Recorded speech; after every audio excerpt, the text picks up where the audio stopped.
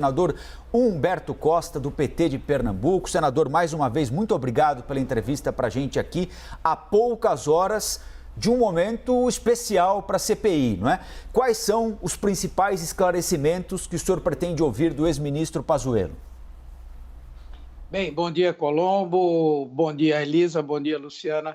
Na verdade, nós vamos trabalhar aqueles pontos que fazem parte do objeto principal da CPI.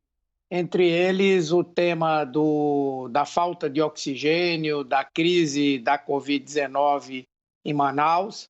Vamos trabalhar também a temática da aquisição de vacinas, da aquisição de testes, enfim, de tudo aquilo que aconteceu durante o período em que o ministro Pazuello esteve à frente da pasta da saúde, não é? É um depoimento muito esperado.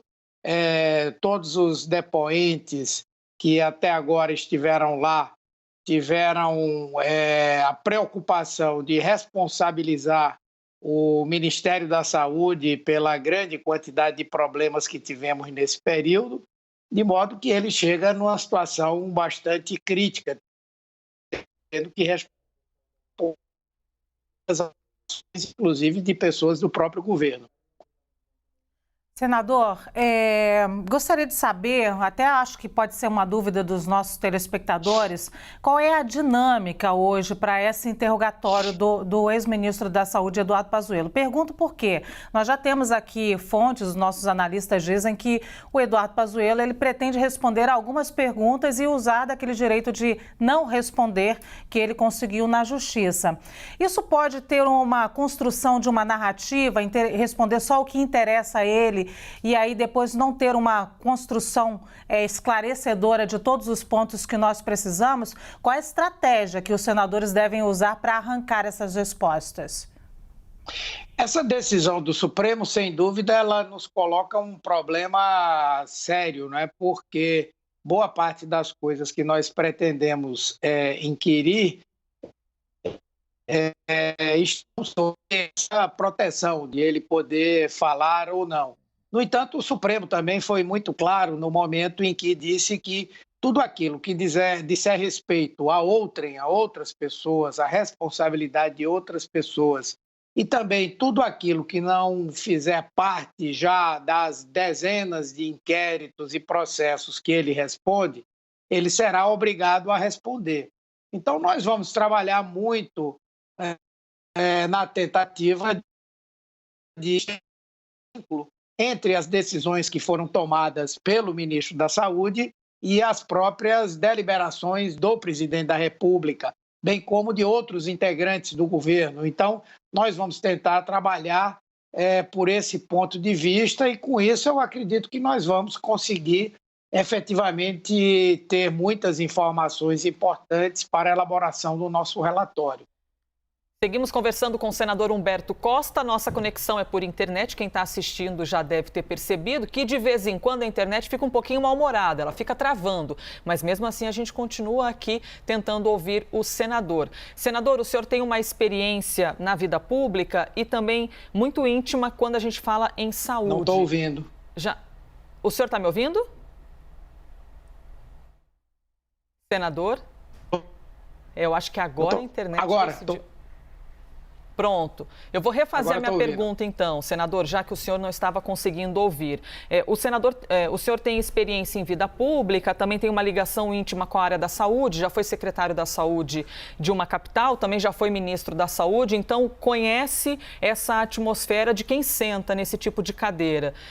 Qual é a principal, ou quais são as principais questões que o senhor acredita serem essenciais de serem ouvidas pelo ministro Pazuello? E mais, são exatamente as questões em que o ministro vai usar o direito de permanecer em silêncio? Bem, eu acredito que nesse ponto ele não poderá usar dessa prerrogativa. Eu estou falando especialmente da questão das vacinas, não é? Na verdade, esse é o grande tema que o Brasil coloca como tema central das suas preocupações hoje no nosso país. Estamos vivendo aí uma situação dramática, com uma espécie de vacinação a conta-gotas, sem uma perspectiva de nós termos uma solução de curto prazo. Por outro lado, também já começam a ser cogitadas as possibilidades mais graves. Então, nós vamos discutir com ele, por exemplo, os procedimentos dele em relação à aquisição da vacina Coronavac, aquele célebre episódio em que ele afirma que um manda e outro obedece, depois do presidente da República ter mandado o governo desistir da aquisição das vacinas. Também vamos querer saber a participação dele nesse episódio da Pfizer, que fez várias ofertas ao Brasil desde o ano passado e que só depois de quase um ano o país adquiriu essas vacinas. Assim como também vamos explorar a participação, ou melhor dizendo, a omissão do Ministério em relação ao registro de outras vacinas, como é o caso da própria vacina Sputnik, que até agora não tem uma definição por parte da Anvisa em caráter final, não é? Então, o tema das vacinas deve ser, sim, um tema principal hoje, e eu creio que ele não terá como fugir dessa questão. Agora, há outros que certamente ele vai tentar não responder. Todos os processos que redundaram na aquisição de mais medicamentos sem efeito para a Covid-19, como a cloroquina, inclusive a produção pelo Brasil desses medicamentos. Ele certamente não vai querer falar da participação dele, mas terá que responder sobre a participação de outras pessoas, inclusive do presidente da República em relação a isso. O tema dos testes, não é? Que ele também deverá se recusar a responder, mas serão agora milhões de testes que terão que ser incinerados, porque o governo, na gestão dele, fez uma compra inadequada, não é? E esses testes estão, na prática, perdidos.